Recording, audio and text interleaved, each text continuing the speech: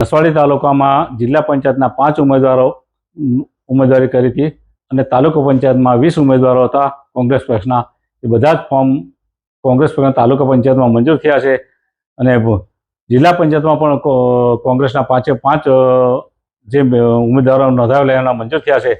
પરંતુ દુઃખની વાત એ છે કે આ જિલ્લા પંચાયતના સ્થાનિક સ્વરાજની ચૂંટણીમાં એક સામાન્ય ચૂંટણી હતી, નાની એવી ચૂંટણીમાં છોટાઉદેપુર જિલ્લાના અને ગુજરાત રાજ્યના આગેવાન કહેવા પીઢ ચાણક્ય જેવા નેતાઓ આ સામાન્ય ચૂંટણીમાં ભાગ લઈ અને અમારા જે વઘાત જિલ્લા પંચાયતને મારી વિરુદ્ધમાં જે ષડયંત્ર કરી મારું ફોર્મ રદ કરાવ્યું એ ખરેખર દુઃખનીય બાબત છે. પણ તેમ છતાં કૃપાળુ પરમાત્મા એમને આત્માને એમને સદબુદ્ધિ આપે અને મારા વતી મારા દીકરાએ જે ફોર્મ ભર્યું એ ફોર્મ મંજૂર થયું છે.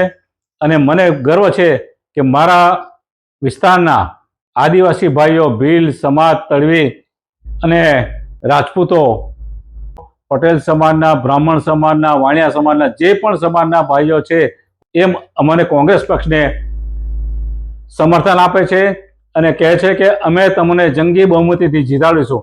જ્યારે આ વઘાત જિલ્લા પંચાયતમાં મેં અહીંયા પેદા થયેલા છે. મારો મૂળ જન્મ વઘાત જિલ્લા પંચાયતનો છે. મારા બાબાનો જન્મ અહીંયા વઘાત જિલ્લા પંચાયતમાં આ સ્થાનિક ઉમેદવાર તરીકે થયેલો છે.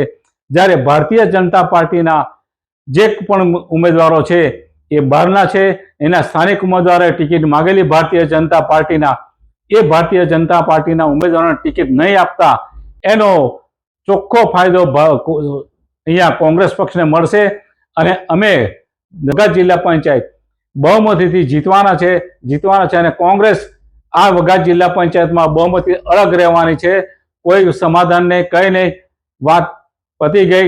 હા, થોડું પ્રેશર આવ્યું હતું કે ભાઈ તમે લડશો ના. અમે કે લોકશાહી છે ભાઈ, બધા લડીએ કે બધા લડવાનો હક છે. એટલે અમે આ રીતે આ ચૂંટણીમાં ઝંપલાવ્યું છે. મારું ફોર્મ ભલે રદ કર્યું ટેકનિકલ કારણોસર, ગમે તે કારણોસર, પણ મારા બાબાનું ફોર્મ ચાલુ રહ્યું છે અને અમે કોંગ્રેસ પક્ષ તરીકે સુરજભાનસિંહ જયેન્દ્રસિંહ સોલંકી આ ચૂંટણીમાં લડવાનો વઘાત જિલ્લા પંચાયતમાં અને જંગી બહુમતી જીતીને બતાવીશું.